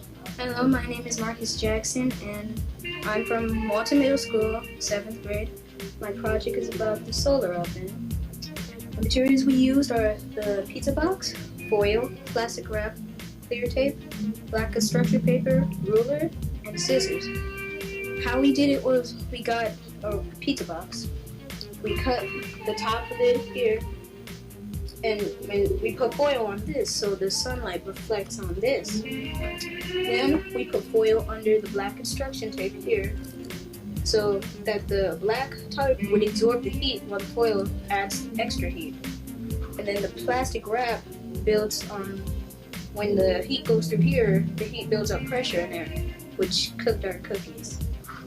Our hypothesis was the cookies would be undercooked, but this cookie right here it's cooked. Our results were that the solar rig did cook the cookies. The sun was bright enough to cook the cookies. There were like 6 of them, but as you can see, there's only 1 left. This year's science fair, I would say it's a lot better than last year in terms of quality, in terms of organization. There are more involvement from the teachers in terms of support, and also from the district. It actually is cross-curricular. You know, we're always looking for the top quality work from the students. STEM has to be promoted. Even on the national scale, the White House promotes this on a daily basis because the jobs are there, but we just don't have enough qualified people to fill the jobs. So that's why science, engineering, technology have to be in the forefront. And the superintendent just came out of a meeting talking about the same thing. Over 5 million unfilled engineering jobs in LA County alone, that companies are looking for people to fill these positions. So we have to put a lot more emphasis and effort in science and technology.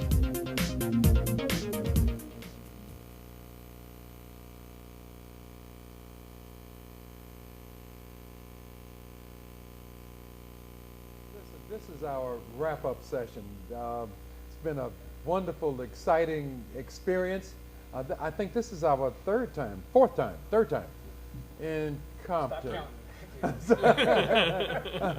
part of this whole social media week experiment that's been going on. Kevin, I think you would be the right person to kind of sum up the day. Through your good graces, we are here in the first place. And so if you could sum up the day for us and kind of segue into Leo and Terrence and Mr. Whetstone here. Well, I mean, I got to thank everybody, the students first and foremost, because this for them is a learning experience, and this space we're in is a learning environment. So I hope that they learn something, and we're actually going to do some after action review to go out, really figure out what happened and why, and that will help us really produce some idea of what kind of students we're working with. And we had a lot of students who weren't on camera, but we taped them. We're going to insert them into the program so that they get a chance to have their voice heard and to participate. But again, I really got to thank, I'm not going to probably remove everybody, but first the White House, the Office of Public Engagement, it was a busy week for them. We had a lot of opportunities that kind of went by because of events. It's called overcome by events. That's the term that's been used when things happen. And so we're glad they came through. So shout out to Marshall and his staff.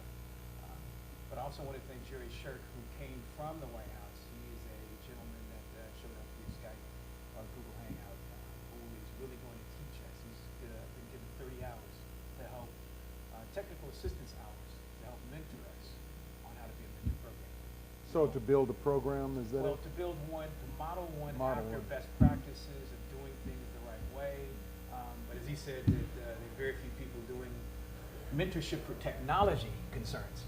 And so what I've learned today is we're not only doing it for technology, we're trying to mentor an academy, which I know is going to be pioneering. So we're going to probably be learning, but also sharing and probably providing a lot of stuff out of this thing. But people from Revolt, got to thank them. Got to thank, I think it was Michael Freeman, who's been in the Compton City mentoring business for a while. Dee Stevens, a good friend. But all these people are, again, part of our plan to bring into the mentoring part the students who are really, again, for us to try to develop as mentees and have them meet in the middle somewhere. And then, you know, again, for us to try and take this to the next level, we're trying to get prepared for opportunities like Digital Hollywood. I met a gentleman named Victor Harwood through this gentleman I'm going to toss it to, Leo. And really it's important for us to really get our stuff together because these are the kingmakers in Hollywood that we may have a chance to meet. We have to really have all of our stories, our stuff together. And so we're also joined by, let me make sure I get all of this correct. I have your card, sir. Mr. Robert Leo Rogers, the Senior Vice President and Label Liaison at Universal Music Group. Please tell us what all of this means. What it means, I am one of the, I represent one of the labels. Universal Music Group consists of about 50 labels, and Bungalow is one of those labels, a part of Universal Music Group. And so what we are a sub-distributor. We are a record company, but we are also a sub-distributor to Universal, which means that we are allowed to act as an associated label, associated distributor to Universal Music Group, meaning that we can distribute indie and smaller labels, sub-labels through us. Thank you. Thank you. And I manage about 25 of those labels, indie labels. That's a lot. Yeah. Let me get back to you. I can sleep when I'm dead. There you go. And we're joined by Terrence Coles, my partner. Yes, sir. Terrence, tell us about the experience today quickly, and we can get back to you. Sure. Just happy to be here, and also to thank Superintendent Brawley for really opening this up, and Ryan for giving us this opportunity. And Roger. And you know, for me, it was more about the opportunity to come into a place that when I first walked in, didn't have a lot of life, not a lot of energy, and we were able to come in with just what we have in technology and bring a little bit of energy. So it was really exciting to me to see the last 6 hours of the energy that's possible in the room with just a little bit of technology and innovation, a little know-how that was missing. And I didn't understand how many people just don't have those keys. And listening to Revolt, you know, they're taking advantage of technology to catapult their cable network so they can use social media and those kind of things. And I can see the school district leaping ahead by doing those same things. Mm-hmm. Just a little bit of know-how, a little bit of technology, and I'm seeing how it can activate young minds. Mm-hmm. Yeah, and one of the people, if we forgot, Roger, we want to definitely thank Roger for inviting us into his house. This is his house. His house. And we're also in Mr. Whetstone's house, Mr. Ryan Whetstone. Just some words to sum up today. Okay, and so last segment again, Ryan Whetstone. I'm the director for Career Tech Ed, Regional Occupational Programs, and Adult Ed for the Compton Unified School District. And when we're thanking everybody, you know, the broader thanks goes from my lens to the Compton School Board. Yes. And the Compton School Board basically has been championing us transforming education for their children, their students, and to say we want to see career academies created for our students. We want to see career pathways. We want to see partnerships, and this represents that. They say initiatives. We want to see a focus on science, technology, engineering, arts, and math. And they are really opening the doors. Presentations recently to, you know, for many years, this Compton television station functioned independently from the students of Compton. I mean, they would come in and do things, but to actually transform this into a learning lab and partnership that becomes very vibrant, where our students are in here on a regular basis. They work with the TV station staff. You mentioned Roger. Roger is our station manager, Roger Alcazar. And work in concert with him, and Roger will also be one of our instructors. You know, he has years of understanding this operation. And we're taking advantage of the resources of Compton and bringing them together, bringing them out of the silos to serve our students. And it's happening. I see it with them today. And it's going to be an amazing transformation, and slow in some forms, but light speed in others. And we will see it from the students who are here today. The seniors are finishing, they'll get a taste of it. The freshmen that are here are going to see something amazing by the time they graduate. Thank you. Leo, you run a program at another of the Compton high schools, right? No. You don't. How did I understand that you were part of a program? Through Dakar. Through Dakar. He'll be working with the music program at Centennial to leverage the business that Leo can bring. I see. So this is an emerging program, developing program. Yes. Better yet. That's right. Ah. So the relationship that I have with Kevin and I are both from the Bay Area. I'm from the Bay. I've known Kevin about 25, 30 years. I was one of the big promoters and record labels in the Bay Area before I moved to LA. And I still live in the Bay Area, so I'm back and forth. So Kevin, and when he was at the Gavin's Report, I was one of the guys that would bring my crew, and I was with Hammer. I was Hammer's road manager. So gotcha. So I remember. Yeah, Took me a minute. Okay. Right. So anyway, but when I moved down here, I ran into Kevin at Digital Hollywood, and Digital Hollywood is the collaboration. It's the merging of technology and entertainment. Is where technology and entertainment merges and meets. And I've been a guest speaker there. I'm coming up on my 10th time as a guest speaker next month. I have 2 panels that I speak at. And Kevin had reached out to Victor here, the president of Digital Hollywood, about the mentoring program with the Compton School District. And he directed him to me, because Victor and I have been talking about doing something. Victor was one of the guys that early on, you know, I mean, Digital Hollywood, the keynote speakers that tell you the level that this program, I mean, that this organization, you're talking like Steve Jobs and Micah Eisner from Disney. These are, you know, the level of keynote speakers, and it has all these corporate ties to it. And Victor had wanted to bring in the urban element, or the more philanthropic. And so he knew that he and I have been talking about doing that for many years.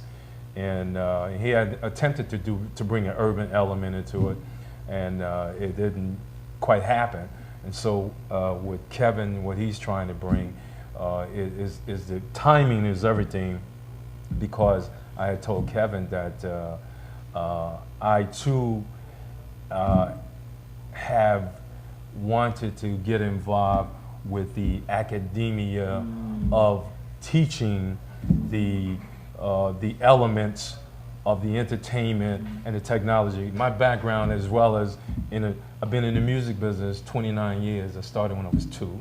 Yeah. And, but concurrently, as I was in the music business, I worked in technology as a telecommunication engineer and a high-tech marketing rep. So I have 18 years in Silicon Valley.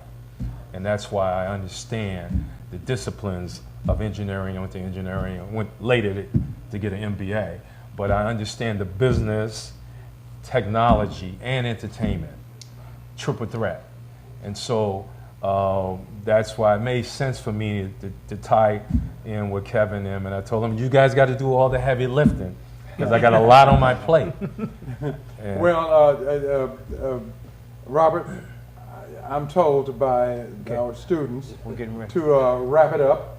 The ladies over there with the wrap-up sign and start twirling it, throwing it at us. we have taught them well. So we're looking forward to your involvement, and thank you for coming on board. And I too am from Oakland, California. That's right. The day comes to Compton, man. Black Filmmakers Hall of Fame. There you go. I won. Exactly. I think I met you there. Right. I won an award through there. Okay, well there one you of my go. films. Come on, There stop you go. showing off, man. There you go. So once again, we're wrapping up this segment, only this segment, our third, or is it our fourth year?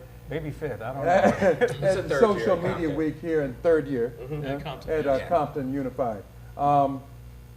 We're looking forward to the changes in Channel 26, and we'll be watching to see how all of this grows, and certainly through the Dakar Foundation and this great partnership, this part of it will be fantastic. And the work that you are doing and the partners that you're gaining out in the community almost guarantees success for Compton. So thank you so much.